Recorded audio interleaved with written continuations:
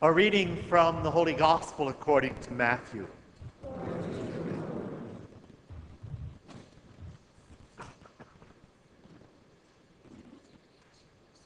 When Jesus heard of the death of John the Baptist, he withdrew in a boat to a deserted place by himself. Now the crowds heard of this and followed him on foot from their towns. When he disembarked from the boat and saw the vast crowd, his heart was moved with pity for them, and he cured their sick.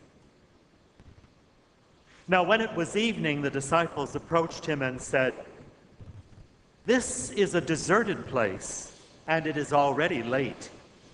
Dismiss the crowds so that they can go to the villages and buy food for themselves."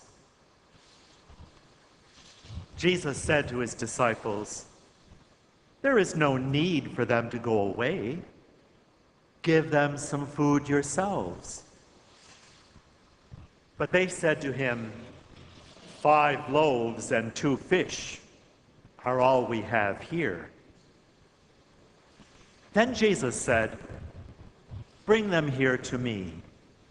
And he ordered the crowds to sit down on the grass. And then taking the 5 loaves and the 2 fish, and looking up to heaven, Jesus said the blessing, and broke the loaves, and gave them to the disciples, who in turn gave them to the crowds. They all ate and were satisfied. And then the disciples picked up the fragments left over, 12 wicker baskets full. Now those who ate were about 5,000 men, not counting women and children. The Gospel of the Lord. Praise to you, Lord Jesus Christ.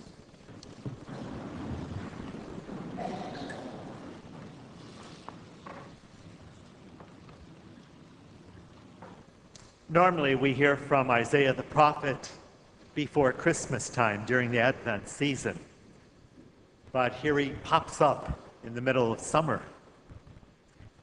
Once again, Isaiah the prophet is having a vision of time when all will be well fed.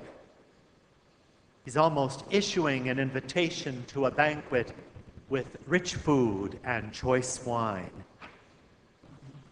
And this is how he imagines the banquet of the Messiah will be. Of course, Isaiah could not possibly imagine or dream of what actually would happen, how Jesus the Messiah would wondrously feed a large crowd, as we just heard in the Gospel. Of course, we have a totally different perspective about this.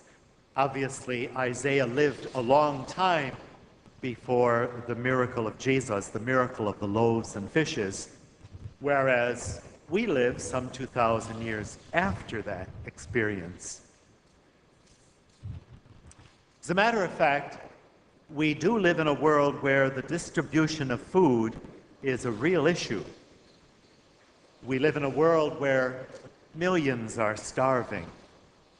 Sometimes we are haunted by pictures of emaciated children throughout the world. Now, we might be tempted to ask where Jesus is when we need him.